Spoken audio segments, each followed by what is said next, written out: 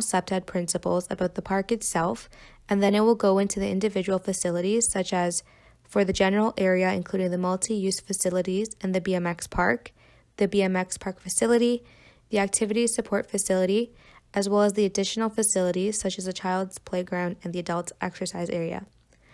We have individual facilities to decrease the number of multiple use of facilities throughout the park to make it easier for natural surveillance, territorial reinforcement, natural access control, target hardening, and maintenance.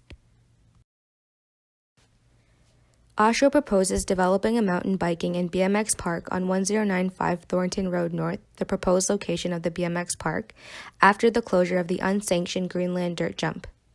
As of May 2021, the proposed location is a vacant, unprogrammed space close to a creek with wildlife near Bermuda Court biking path, which is indicated by its very crime-low rate, and its portions fall under the CLOCA regulated area.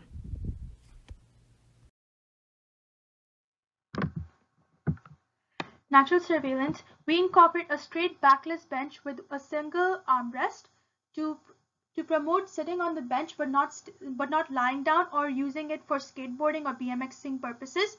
Natural access control is the tracks. The tracks not only separate each area within each facility within the park, but it also connects each facility within the park.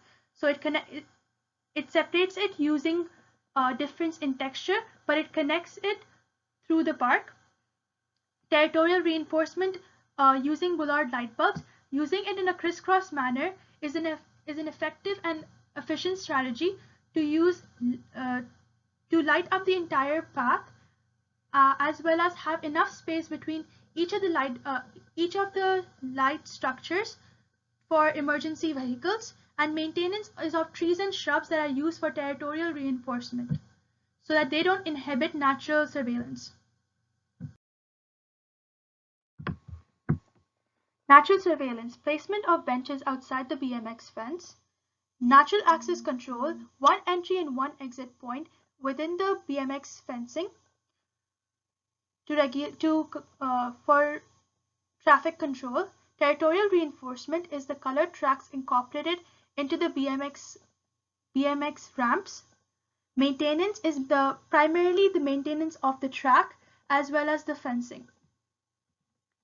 The fencing was going to be 15 feet high, and we will incorporate a variety of different arts like the ones shown in the image to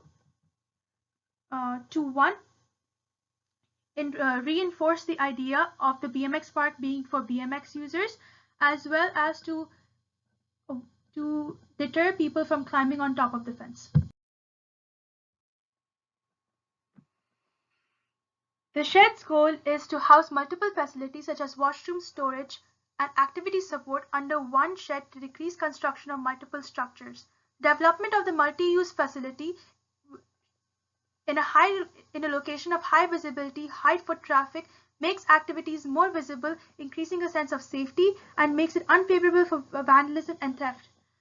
We applied 5 CPTED principles: territorial reinforcement, natural surveillance, maintenance, natural access control, and target hardening. The activity hub area is one story small building. A, access control. This facility can only be accessed through this point. B, garbage bins are intended for maintenance.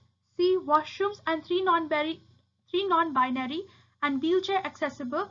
1 family washroom with area to change babies' diapers. D, locks on the door promote target hardening, as well as this facility will be locked after park hours. Shrubs. E, shrubs on the side encourage natural maintenance and territorial reinforcement. F, signage inclusion, so park watch, maintenance numbers, no smoking signage. G, storage facility to maintain equipment and bikes during the winter to avoid wear and tear, increasing maintenance. G, should contain a restricted space storage signage to enforce target hardening. H, includes a water bottle refill to encourage activity support and increase natural surveillance by bringing BMXers to the area. I, a bike stand for chaos Chaos Bikes, which is a paid service.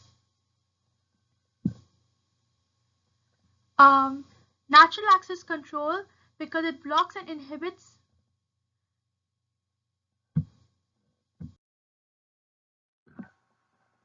territorial reinforcement in park is natural boundary markers and using different textures, as well as the construction of facilities on landscape areas, which creates a short pathway connecting it to the main track.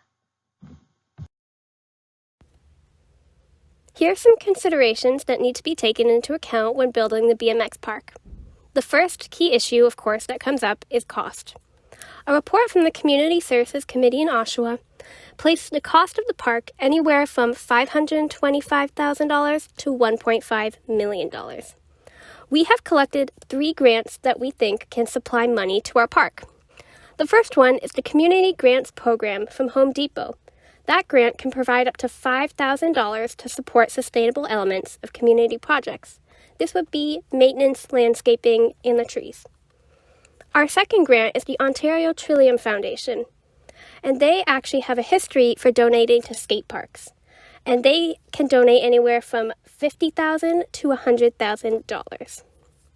And lastly, the last grant is Power Play by Hydro One, and according to their website, they support and enhance children's sports and recreation facilities in Ontario, and they can provide up to $25,000. These 3 grants were picked because our park fits into their requirements for their grants the most and the best. Now, the park itself will also have its own revenue stream via bike rentals, and we suggest that most of the revenue made through this go into the maintenance and future plans to expand the park, if there are any. In my next slide, the first consideration is what the park is used for. This is obviously going to be a BMX park, but also a multifunctional use park. Now, we need to make it clear that the BMX area is not family friendly. So we added fencing and target hardening all around the park to show that the BMX area is clearly for BMXers, not family. The green area of the park will be more family friendly with exercise equipment, signage, and green space. The park's washroom, paths, and certain parking spaces are all wheelchair accessible. Lastly, the Central Lake Ontario Conservation Authority, or CLOCA, was taken into account when providing infrastructure in the park. So far, no aspects of the park break any CLOCA rules. However, any further development or infrastructure planned for the park in the next few years must be CLOCA approved. Laminated coating should be used to demotivate graffiti artists. These coatings should be mainly used on larger flat surfaces. Proper landscaping of the trees should provide more sightlines around the map. This prevents less crime from going unnoticed through natural surveillance. Proper landscaping around the creek with shrubs and rocks should prevent visitors from falling into the creek.